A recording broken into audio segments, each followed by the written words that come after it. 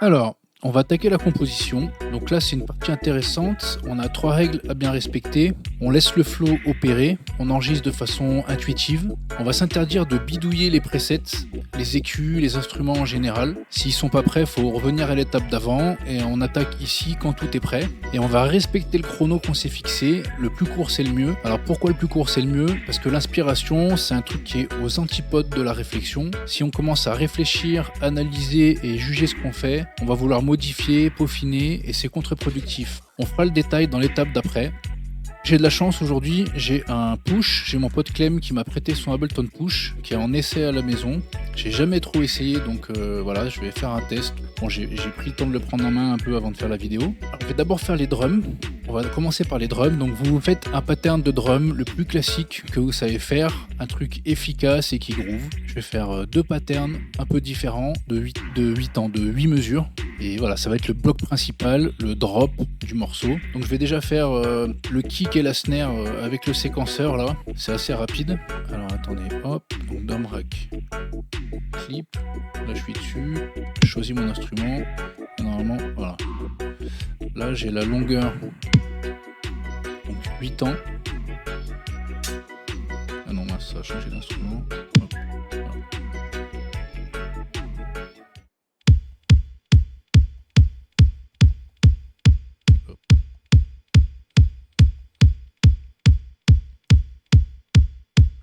Voilà.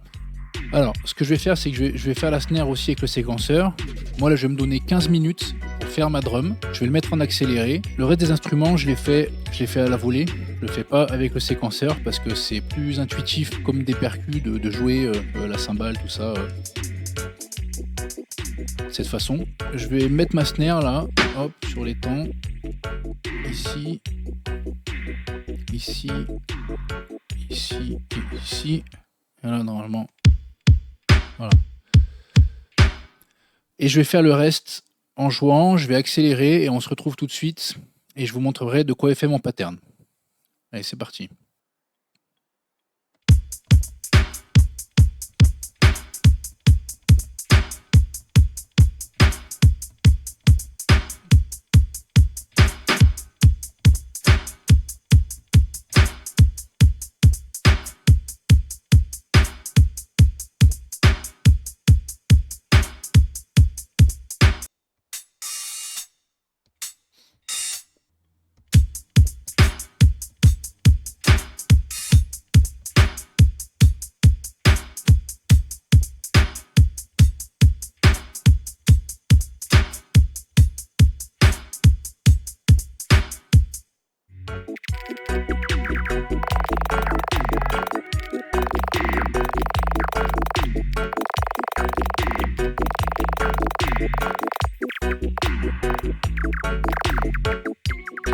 Donc mon petit pattern, là, j'ai une drum sur 4 temps.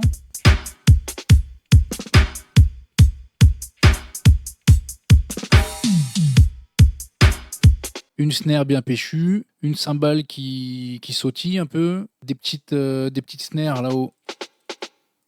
Alors j'ai mis une cymbale aussi sur chaque temps pour accentuer un peu plus les temps. J'ai mis à chaque fin là de 4e mesure et 8e mesure, alors pas sur celui-là mais celui-là ici, il y a des tomes ou il y a des petites fins de phrases et des trucs qui se répondent. Il y a une cymbale ouverte qui vient ici. Alors, je vous l'ai fait écouter.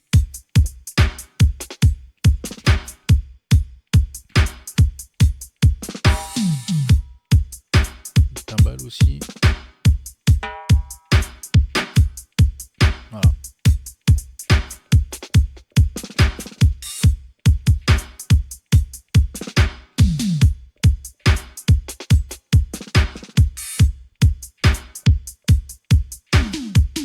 Voilà, c'est assez chargé parce que ça va être, ça va bien danser, ça va bien bouger comme morceau. Tout est là sur 8 ans, c'est très bien parce que ça permet 2 mesures de 8 ans. On n'aura pas l'impression que c'est répétitif. Je verrai plus tard comment mettre des fins de phrases. Je vous montrerai plusieurs façons de mettre des fins de phrases de batterie avec des samples, des loops, avec des fichiers MIDI et à la main aussi. À la main, enfin en dessinant avec la batterie des fins de phrases. J'ai ma petite batterie. Maintenant, on va poser les skanks.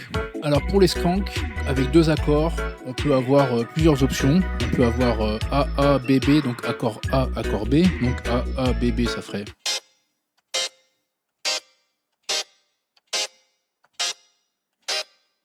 On peut avoir A, A, A, B.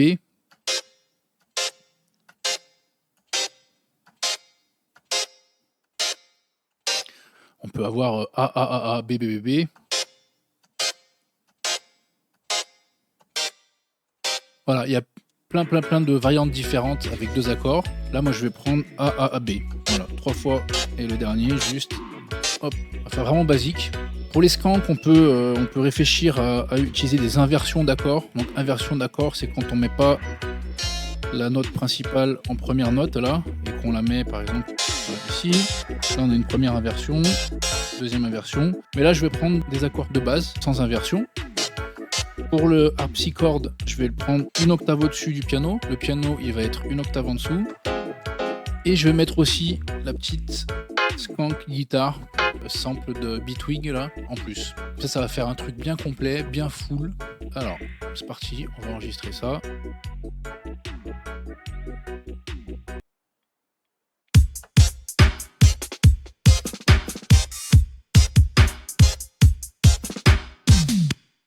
Hop, pour le harpsichord, maintenant le piano.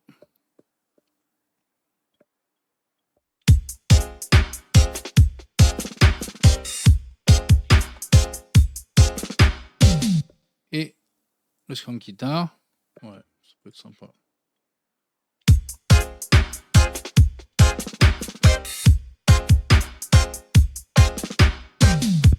Et voilà, on a notre skank, tout simple, hein, assez basique. Alors voilà, j'ai ma drum et mon skank, et je vais vous montrer. Donc j'ai setup tous mes effets à l'avance. Donc là, on voit mon setup effets qui sont donc tous mappés comme j'avais montré dans les vidéos précédentes. Donc tout est prêt pour jouer et pour avoir un peu de feeling pendant que je produis. Donc ici, sur la piste cymbale par exemple, j'ai le flanger, donc là j'ai activé le flanger ici.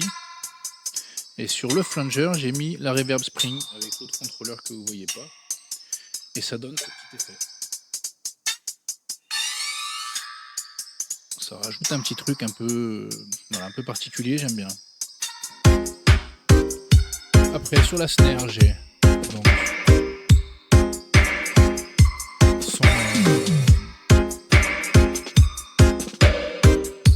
sa reverb, la spring aussi, une troisième reverb ghost,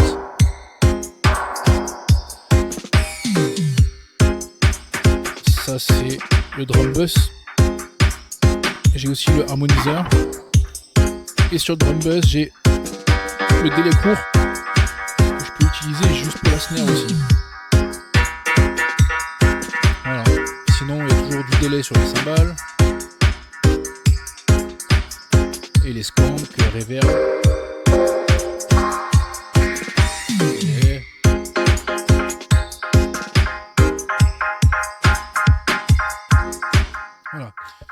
Voilà, donc comme vous voyez sur la drum, je vais pas faire trop d'automation ni mettre des effets dans le morceau parce que je préfère les jouer directement sur la console pendant le mix dub à la fin. C'est quand même beaucoup plus amusant que de les faire à la souris. Alors c'est moins précis, mais voilà, c'est plus authentique, c'est plus original dub style. Et voilà, on en a fini avec cette étape de compo drum et skank. Et on se voit tout de suite dans le prochain où on va mettre des instruments et des percus.